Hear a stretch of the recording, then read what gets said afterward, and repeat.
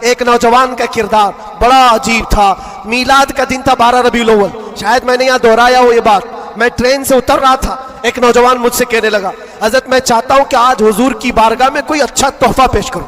صاحب جھنڈے, کمکمے, مٹھائیاں سب لگا کر کے تو تحفے پیش کرتے. اس نے کہا میں کچھ ایسا کرنا چاہتا ہوں حضور پاک صلی اللہ تعالیٰ علیہ وسلم کو خوشی ہو.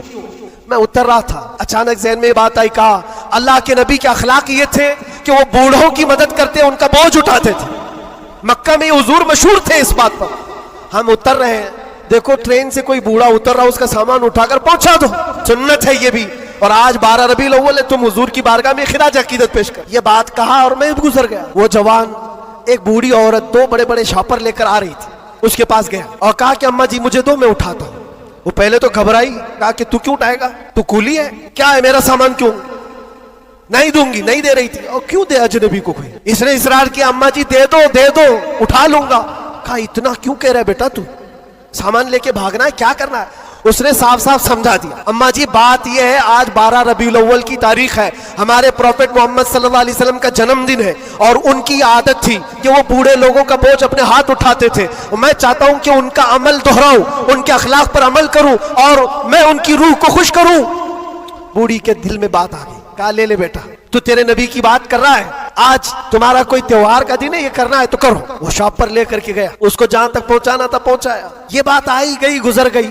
ہم بھی تو سوچتے ہیں کہ چھوٹی سی بات ہے. 6 مہینے گزر گنے کے بعد, 6-7 مہینے کے بعد اس نوجوان نے مجھ سے کہا کہ حضرت وہ بوڑھی عورت جس کا میں سامان اٹھایا تھا, وہ ابھی رابطے میں کانٹیکٹ میں ہے, ابھی آئی اور کہہ رہی ہے کہ بیٹا 6 مہینے گزر گئے, اب تک میں تیرے نبی کا بایو ڈاٹا ہی پڑھ رہی ہوں,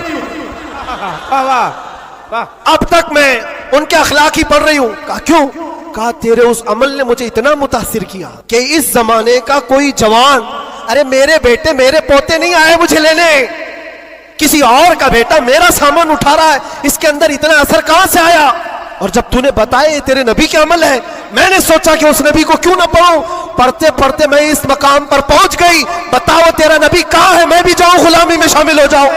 واہ واہ واہ واہ, سبحان اللہ. تمہارے اخلاق سے انقلاب آ سکتا ہے, تمہاری عادات سے انقلاب آ سکتا ہے, لیکن جب تم خود سیرت نہیں پڑھنا چاہتے تو دنیا تو پھر یہی تانے دے گی کہ آتنکوادی ہیں, یہ دہشت گرد ہیں, ان کے منہ پر تھپڑ مارنے کا طریقہ یہی ہے.